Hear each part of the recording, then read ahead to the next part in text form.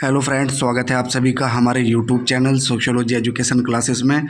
और आज की वीडियो में मैं लेकर आया हूं समाजशास्त्र के सोशियोलॉजी के 50 अति महत्वपूर्ण वस्तुनिष्ठ प्रश्नोत्तर। एमसीक्यू टाइप 50% है ये, जो कि आपकी आने वाली बीए और एमए की परीक्षा में बहुत ही महत्वपूर्ण होने वाले हैं। तो बिना किसी देरी के शुरू करते हैं पहले प्रश्न से। पहला प्रश्न क्या दिया है कि समाजशास्त्र के पिता के रूप में कौन जाने जाते हैं? तो समाजशास्त्र के पिता के रूप में जाने जाते हैं अगस्त काम्टे। अगला प्रश्न है, समाजशास्त्र सभी विज्ञानों की रानी है, किस विद्वान ने कहा था? तो ये कहा था अगस्त काम्टे ने। ऑप्शन डी इसमें सही होगा। अगला प्रश्न दिया है, समाजशास्त्र दो भाषाओं की दोगली संतान है, यह मत किस विद्वान का है? तो ये कहा था रॉबर्ट बीस्टेड ने कि समाजशास्त्र दो भाषाओं की दोगली संतान है। और दोगली संतान क्यों समाजशास्त्र को कहा रॉबर्ट बीस्टेड ने? क्योंकि जैसा कि हम जानते हैं कि समाजशास्त्र को अंग्रेजी में सोशियोलॉजी कहते हैं, और सोशियोलॉजी शब्द दो शब्दों से मिलकर बना है, सोशियो और लॉजी। जो सोशियो शब्द है वो लैटिन भाषा के सोशियस से लिया गया है, लैटिन भाषा के सोशियस से। और जो लॉजी है वो लिया गया है ग्रीक भाषा के लोगस से, ग्रीक भाषा के लोगस से। ठीक है, LOGUS, लोगस से। इसलिए ग्रीक और लैटिन भाषा दो भाषा हो गई। दो भाषाओं के होने के कारण इसको दोगली भाषा की संज्ञा दी है। रॉबर्ट बीस्टेड ने कहा है कि समाजशास्त्र दो भाषाओं की दोगली संतान है। ठीक है, तो इसमें ऑप्शन होगा ए। अगला प्रश्न है, समाजशास्त्र का अतीत तो बहुत लंबा है परंतु इसका इतिहास संक्षिप्त है, यह कथन किस विद्वान का है? तो ये भी रॉबर्ट बीस्टेड ने ही कहा था कि समाजशास्त्र का अतीत तो बहुत लंबा है परंतु इसका इतिहास संक्षिप्त है। अगला प्रश्न है, समाजशास्त्र के लिए एथनोलॉजी शब्द के प्रयोग का सुझाव किसने दिया है? तो समाजशास्त्र के लिए एथनोलॉजी शब्द का सुझाव दिया था जॉन स्टुअर्ट मिल ने। जब अगस्त काम्टे अपने इस नवीन विज्ञान समाजशास्त्र का जब नामांकन हो रहा था, सामाजिक विज्ञान का, तो तब अगस्त काम्टे ने इसका नाम रखा था सामाजिक भौतिकी, सोशल फिजिक्स।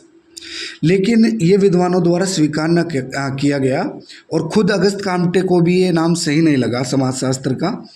तो फिर जॉन स्टुअर्ट मिल ने भी एक एथनोलॉजी शब्द का सुझाव दिया था अगस्त काम्टे को कि इसका नाम आप एथनोलॉजी रखिए इस विषय का। लेकिन ये अगस्त काम्टे को सही नहीं लगा, स्वीकार ना किया गया अगस्त काम्टे द्वारा, और ना ही दूसरे विद्वानों ने स्वीकार किया। ठीक है, और फिर 1838 ईस्वी में इस नवीन विज्ञान का नाम अगस्त काम्टे ने समाजशास्त्र रखा। और ये नाम अगस्त काम्टे को बेहद पसंद आया, सही लगा और दूसरे विद्वानों द्वारा भी स्वीकार किया गया। समाजशास्त्र की सर्वप्रथम पुस्तक कौन सी है? तो समाजशास्त्र की सबसे पहली पुस्तक है principles of sociology. Option c इसमें सही होगा, प्रिंसिपल्स ऑफ सोशियोलॉजी। और इसके लेखक कौन है प्रिंसिपल्स ऑफ सोशियोलॉजी के? हर्बर्ट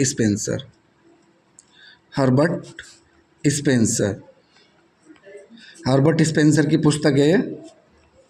आगे बढ़ते हैं, प्राकृतिक दर्शन का गणितीय सिद्धांत नामक पुस्तक के लेखक कौन है? तो ऑप्शन ए होगा इसमें, सर आइजैक न्यूटन। नेक्स्ट है, निम्नलिखित में से किसने 19वीं शताब्दी को यूरोप का स्वर्णिम युग कहा है? तो डनबॉफ ने कहा था। ऑप्शन ए इसमें सही हो जाएगा। अगला प्रश्न दिया है, स्पिरिट ऑफ लॉज नामक पुस्तक के लेखक कौन है? तो स्पिरिट ऑफ लॉज नामक पुस्तक के लेखक है मॉन्टेस्क्यू। ऑप्शन डी इसमें सही होगा। अगला प्रश्न है, सोशल कॉन्ट्रैक्ट पुस्तक के रचनाकार कौन है? तो सोशल कॉन्ट्रैक्ट पुस्तक है रूसो की। ठीक है, रूसो का पूरा नाम क्या है? Jean Jacques Rousseau. नेक्स्ट है, आधुनिक उदारवाद का प्रणेता किसे स्वीकार किया जाता है? तो आधुनिक उदारवाद का प्रणेता जॉन लॉक को माना जाता है। ठीक है, ऑप्शन बी इसमें सही हो जाएगा। अगला प्रश्न दिया है, हिंदू किंशिप नामक पुस्तक के लेखक कौन है?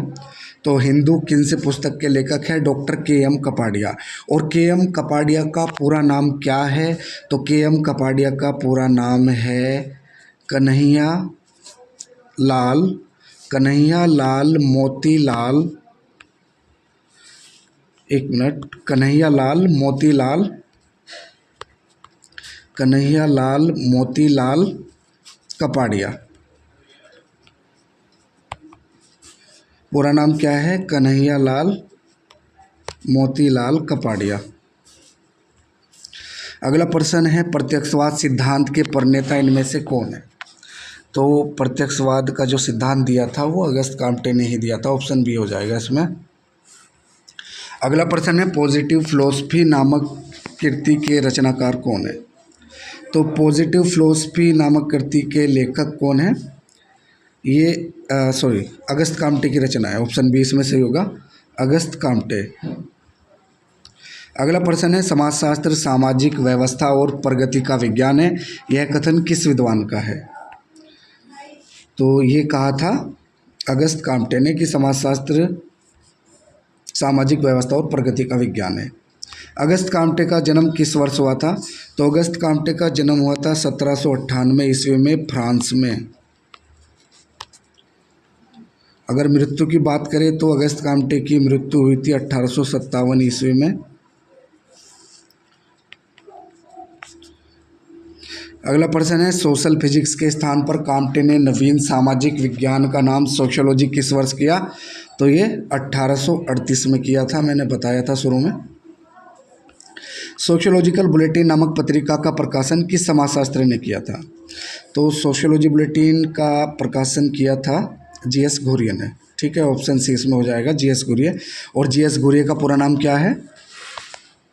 जीएस घुरिये का पूरा नाम है गोविंद सदाशिव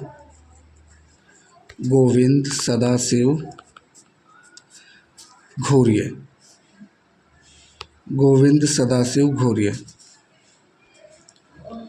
अगला प्रश्न दिया है समाजशास्त्र शब्द का प्रयोग सर्वप्रथम किया गया। तो समाजशास्त्र शब्द का प्रयोग किया गया था 1838 ईस्वी में। अगस्त काम्टे ने 1838 ईस्वी में ही इस नवीन विज्ञान का नाम समाजशास्त्र रखा था। वेल्थ ऑफ नेशंस नामक पुस्तक के लेखक कौन है? Wealth of Nations. तो वेल्थ ऑफ नेशंस पुस्तक है प्रसिद्ध अर्थशास्त्री एडम स्मिथ की, ऑप्शन बी इसमें सही हो जाएगा, एडम स्मिथ। अगस्त काम्टे ने अपने प्रत्यक्षवाद के सिद्धांत का खंडन किस कृति में किया है? तो अगस्त काम्टे ने अपने प्रत्यक्षवाद सिद्धांत का खंडन किया था तो फिलॉसफी में। ठीक है, ऑप्शन बी इसमें हो जाएगा। अगस्त काम्टे ने अपने प्रत्यक्षवाद के सिद्धांत का खंडन किस कृति में किया था? पॉजिटिव फिलॉसफी में। ये पॉलिटी पे लगा दिया मैंने, ठीक है, ये गलत है, पॉजिटिव फिलॉसफी।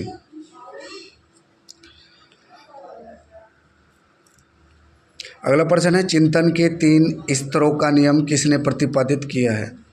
तो चिंतन के 3 स्तरों का नियम किसने प्रतिपादित किया है? अगस्त काम्टे ने। ऑप्शन ए इसमें सही होगा, अगस्त काम्टे। अगला प्रश्न है काम्टे ने किस विज्ञान को स्वतंत्र और सरल विज्ञान कहा है? तो ये कहा है गणित शास्त्र को। ठीक है, ऑप्शन बी इसमें सही हो जाएगा, गणित शास्त्र। अगला प्रश्न है काम्टे के मतानुसार सर्वाधिक प्राचीन मौलिक सामान्य और दोष रहित विज्ञान कौन सा है? तो ये भी गणित शास्त्र को ही अगस्त काम्टे ने माना है सबसे प्राचीन मौलिक सामान्य और दोष रहित विज्ञान माना है गणित शास्त्र को, ऑप्शन ए हो जाएगा इसमें। अगला प्रश्न दिया है इनमें से कौन सा स्तर काम्टे के 3 स्तरों से संबंधित है? तो इसमें दिया है तात्विक स्तर, प्रत्यक्षवादी स्तर, धार्मिक स्तर। तो ये तीनों ही स्तर काम्टे के त्रिस्तरीय नियम के आधार है, उपयुक्त सभी होगा इसमें, ऑप्शन डी सही होगा। ठीक है, किसने कहा है कि काम्टे सबसे पहले व्यक्ति थे जिन्होंने सामाजिक विचारधारा के क्षेत्र में सामाजिक विचारधारा के क्षेत्र को विस्तृत किया? तो ये कहा था बोगार्ट्स ने। ठीक है, ऑप्शन सी इसमें से होगा, बोगार्ट्स। अगला प्रश्न दिया है काम्टे का प्रत्यक्षवाद इनमें से किससे संबंधित है? तो काम्टे का प्रत्यक्षवाद जो संबंधित है परीक्षण, निरीक्षण, वर्गीकरण, ये तीनों उसके अंतर्गत आते हैं। ठीक है, प्रत्यक्षवाद में। तो इसमें उपयुक्त सभी हो जाएगा, उपर्युक्त सभी, ऑप्शन डी इसमें सही होगा।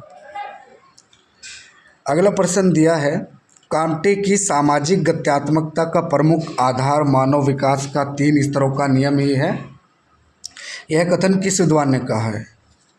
तो ये कहा था थियोडोर एबल ने। ठीक है, ऑप्शन डी इसमें हो जाएगा, थियोडोर एबल। अगला प्रश्न दिया है, इनमें से कौन सी विशेषता समाजशास्त्र की नहीं है? तो समाजशास्त्र जटिलतम, नवीनतम और विशिष्टतम, लेकिन सरलतम नहीं है। ऑप्शन ए इसमें सही होगा। ठीक है, 29 का ए हो जाएगा। अगला प्रश्न है, समाजशास्त्र का आरंभिक नाम काम्टे ने क्या रखा था? तो ये मैंने बताया था वीडियो के शुरू में जब क्वेश्चन आया था एक। तो काम्टे ने शुरू में नाम क्या रखा था इसका? सोशल फिजिक्स, सामाजिक भौतिकी, सामाजिक भौतिकी, सामाजिक भौतिकी, सोशल फिजिक्स नाम रखा था इसका। ठीक है, तो ऑप्शन सी हो जाएगा इसमें, सोशल फिजिक्स।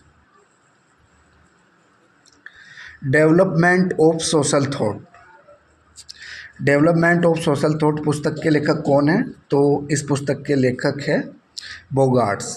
ऑप्शन बी इसमें सही होगा, बोगार्ट्स। अगला प्रश्न दिया है, किसके अनुसार चिंतन की एक चतुर्थ पद्धति का प्रतिपादन करने में काम्टे असफल रहे? तो इसमें भी बोगार्ट्स ही होगा। ठीक है, बोगार्ट्स ने कहा था ये कि चिंतन की एक चतुर्थ पद्धति का प्रतिपादन करने में अगस्त काम्टे असफल रहे। ठीक है, ऑप्शन सी हो जाएगा, बोगार्ट्स। अगला प्रश्न है, अगस्त काम्टे की अंतिम रचना का क्या नाम था? जो अगस्त काम्टे की अंतिम रचना है उसका क्या नाम था? तो अंतिम रचना का नाम था कैचिज्म ऑफ पॉजिटिविज्म। ऑप्शन बी इसमें सही होगा, कैचिज्म ऑफ पॉजिटिविज्म। अगला प्रश्न दिया है, काम्टे की प्रथम पुस्तक कौन सी मानी जाती है? तो इसमें 4 पुस्तकें दे रखी है। तो पहली पुस्तक अगस्त काम्टे की ऑप्शन ए वाली है हमारी, a plan of the scientific work necessary for the reorganisation of society. ये अगस्त काम्टे की पहली रचना है। अगला प्रश्न है, काम्टे की रचना the course of positive philosophy कितने खंडों में विभाजित है? तो the course of positive philosophy 6 खंडों में विभाजित है। ठीक है, ऑप्शन डी इसमें सही होगा, 6 खंडों में विभाजित है। अगला प्रश्न देखते हैं, सिस्टम ऑफ पॉजिटिव पॉलिटी पुस्तक कितने खंडों में विभाजित है? सिस्टम ऑफ पॉजिटिव पॉलिटी, तो ये पुस्तक है हमारी 4 खंडों में। ऑप्शन ए इसमें सही होगा, 4 खंडों में विभाजित है ये पुस्तक।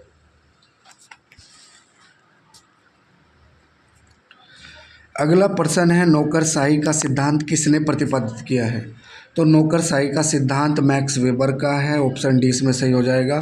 अगला प्रश्न दिया है, विसंगति या नियमहीनता, एनोमी की अवधारणा को सर्वप्रथम किसने विकसित किया? तो इसको किया था एमाइल दुर्खिम ने। ठीक है, बाद में मर्टन ने जो है इसे सही से डिफाइन किया था, लेकिन सर्वप्रथम ये एमाइल दुर्खिम ने ही प्रस्तुत की थी अवधारणा विसंगति नियमहीनता की, एनोमी की। तो ऑप्शन डी हो जाएगा इसमें। अगला प्रश्न है, अपराधी जन्मजात होते हैं, यह मत किस विद्वान का है? तो अपराधी के बारे में ये कथन किसके थे? ये कथन था लोम्ब्रोसो का कि अपराधी जन्मजात होते हैं। अगला प्रश्न है, कौन सी पुस्तक दुर्खिम की मृत्यु के बाद प्रकाशित हुई? तो दुर्खिम की मृत्यु के बाद प्रकाशित हुई थी नैतिक शिक्षा। ऑप्शन डी इसमें सही हो जाएगा, नैतिक शिक्षा। अगला प्रश्न दिया है, सामाजिक उद्विकास का सिद्धांत किसका है? तो सामाजिक उद्विकास का सिद्धांत है हर्बर्ट स्पेंसर का। ठीक है, सामाजिक उद्विकास का सिद्धांत हर्बर्ट स्पेंसर का है। अगला प्रश्न है, इवोल्वर शब्द के अक्षर क्रमशः ई और वोल्वर का शाब्दिक अर्थ है। तो पहले आप एक बार इस क्वेश्चन को समझ ले, क्या दिया है, इवोल्वर क्या है। जो उद्विकास है, उद्विकास को अंग्रेजी में बोलते हैं इवोल्यूशन, इवोल्यूशन। और इवोल्यूशन शब्द लैटिन भाषा के इवोल्वर से लिया गया है, लैटिन भाषा के इवोल्वर से लिया गया है, ठीक है, इवोल्वर से। और इवोल्वर के अक्सर ई का अर्थ है बाहर की ओर, बाहर की ओर, बाहर की ओर। और वोल्वर का अर्थ क्या है? फैलना। वोल्वर का अर्थ है फैलना। इस प्रकार इवोल्वर का शाब्दिक अर्थ होगा बाहर की ओर फैलना। तो इसमें बाहर की ओर फैलना ऑप्शन बी पर दिया गया है, तो ऑप्शन बी इसमें सही होगा, ठीक है। किसी वस्तु की, ठीक है, किसी वस्तु की अंदर की जो शक्तियाँ हैं उनका बाहर की ओर फैलना या प्रकट होना, वो ही उद्विकास है, इवोल्वर है, इवोल्यूशन, ठीक है। इंग्लैंड में औद्योगिक क्रांति कब घटित हुई? तो औद्योगिक क्रांति कब हुई थी? 1750 में। फ्रांस में स्वतंत्रता दिवस कब मनाया जाता है? तो फ्रांस में स्वतंत्रता दिवस मनाया जाता है 14 जुलाई, ठीक है, 1789। 1789 में स्वतंत्र हुआ था फ्रांस। अगला प्रश्न है, दी थर्ड वेव नामक पुस्तक के लेखक कौन है? तो दी थर्ड वेव पुस्तक के लेखक क्या? एल्विन टाफलर। ऑप्शन डी इसमें हो जाएगा, एल्विन टाफलर। कौन सी क्रांति को टाफलर ने पहली लहर कहा है? तो कृषि का आविष्कार को उन्होंने पहली लहर कहा था। ऑप्शन सी इसमें सही हो जाएगा, कृषि का आविष्कार।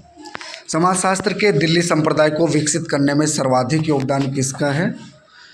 तो दिल्ली संप्रदाय को विकसित करने में योगदान है एम.एन. श्रीनिवास का, ठीक है, ऑप्शन ए इसमें सही हो जाएगा। अगला प्रश्न है, भारत में समाजशास्त्र के विकास की कितनी प्रवृत्तियाँ पाई जाती है? तो समाजशास्त्र के विकास की भारत में 3 प्रवृत्तियाँ पाई जाती है। किसने जाति व्यवस्था की उत्पत्ति आर्थिक संघों से मानी है? तो इसमें हो जाएगा हमारा 49 का नेस्फेल्ड, ठीक है, ऑप्शन डी इसमें हो जाएगा नेस्फेल्ड। अगला प्रश्न दिया है, निम्नलिखित में से किसने भारत को प्रजातियों का अजायब घर कहा है? भारत को प्रजातियों का अजायब घर कहा था हर्बर्ट रिजले ने। मोस्ट इम्पोर्टेंट क्वेश्चन है ये भी। तो ये थे हमारे समाजशास्त्र के 50 महत्वपूर्ण प्रश्नोत्तर। अगर वीडियो अच्छी लगे तो वीडियो को लाइक कीजिए और चैनल को सब्सक्राइब कर लीजिए। अपने दोस्तों के साथ में शेयर कीजिए वीडियो को।